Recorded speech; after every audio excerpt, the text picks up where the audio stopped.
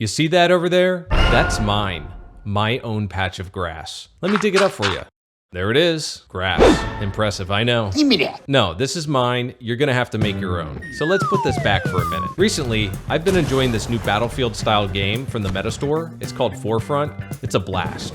In fact, I spent so much time in VR, I was told to touch grass. I took that advice and decided to find out the best way to model grass with 3D printing in mind. It's something that I like to do, and you're gonna like to do as well if you keep watching my videos. Grass is something everyone likes. It's green, cool to lay down on in the hot summer, and you can make this musical sound with it.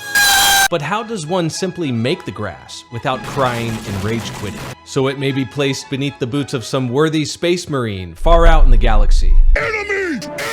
Such questions have baffled scientists and philosophers for ages. Actually... Luckily, after much trial and error, I found a winning formula using the basic default tools in my favorite VR modeling program, Shapelab Max, which will help you to make grass for your miniature gaming models and get you thinking of other fauna to fabricate to make your life a little more interesting. Within the half dozen approaches, I finally settled on one, which you can do in less than a minute that will come in handy as you teach yourself the difficult digital sculpting ropes.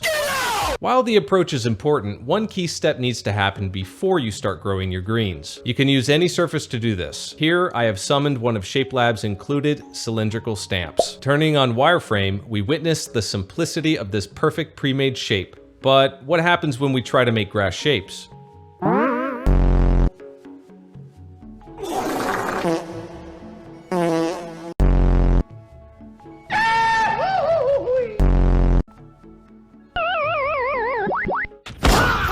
This game sucks!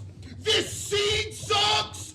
Everything sucks! We need more polygons. Use the mask tool and click the option to simply cover the entire mesh model with it. It should look like it was doused in dark paint. Then hit the B button to invert the mask tool to subtract areas from the mask. We're gonna focus on the top of this base. Make sure to turn on front faces only option to prevent other connected polygon faces from being subtracted from our selection. Now pull the trigger on the right controller and watch the darker mask start to disappear.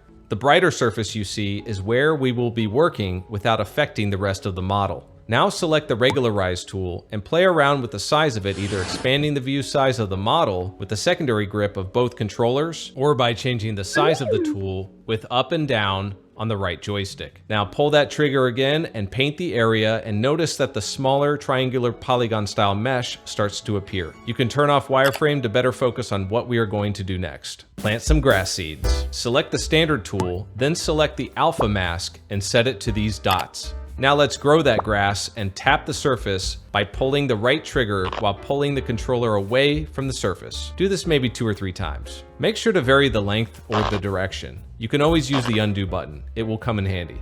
Also, you may need to decrease the strength and increase the fall off. Next, add some gravity to the situation by using the move tool and set it to elastic.